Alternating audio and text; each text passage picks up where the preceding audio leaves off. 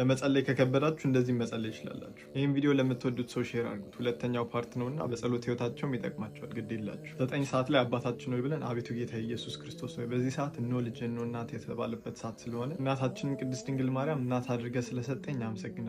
ስለሷ ስትል እባክህ ጠላትን ያዝልኝ፣ እኔንም ይቅር ይበለኝ። የፈያታዊ ዜማን የተቀበልክለት ኃጢአት በዛች ቅጽበት ጸሎት ተቀብለ ዘላለም ህይወትን ወደ ገነት የሚያዘዋውር 30 እና 40 ዓመት የሰራውን ኃጢአት የተውክለት ኃጢአት የኔንም ኃጢአት ተወልኝ ተፈጸመ ያልክበትም ሰዓት ስለሆነ በህይወት ያለውን ያጋን ስራ ተፈጸመ ብለህ እባክህ ወስንልኝ። ጌታ ሆይ እኔን ለማዳን ሞታልና እስከ ሞት ድረስ ራስን የሰጠው ስለምትወደኝ ነውና አመሰግናለሁ። እኔ ልጅ እንደሆን ፈቅዳልና አመሰግናለሁ ማለት እንችላለን። 11 ሰዓት ላይ ደግሞ አባታችን ሆይ ብለን አቤቱ ጌታ ኢየሱስ ክርስቶስ ሆይ በዚህ ሰዓት ሰይጣንን ድል ለማድረግ ወደ ምድር ወደ መቃብር የገባበት ሰዓት እኔን ግደለው ተብሎ የታዘዘብኝን መንፈስ ልክ እንደዚህ አንተ መቃብር ወርደህ ሞተ እንዳያስክልኝ የታዘዘብኝን የሞት መንፈስ ሰርልኝ። አንተ ሞት አልቀረምና አንተ ትንሣኤ ነህ። አንተ ትንሣኤ ባትሆን ወይስ ባትነሳ እኔ ክርስቲያን አልባልም። የክርስትና እምነት በዓለም አይሰበክም ነበርና ስለዚህ እኛ ህይወታችን ያንተ ትንሣኤ ነው። ስለዚህ ትንሣኤን አቅርብልን፣ ሞትን አርቅልን። በስተመጨረሻ ሁላችሁንም ማመስገን እፈልጋለሁ። ቲክቶክ ላይ 100,000 ፎሎወር ገብተናል። በጣም ነው የማመሰግናችሁ። እግዚአብሔር ያክብርልኝ።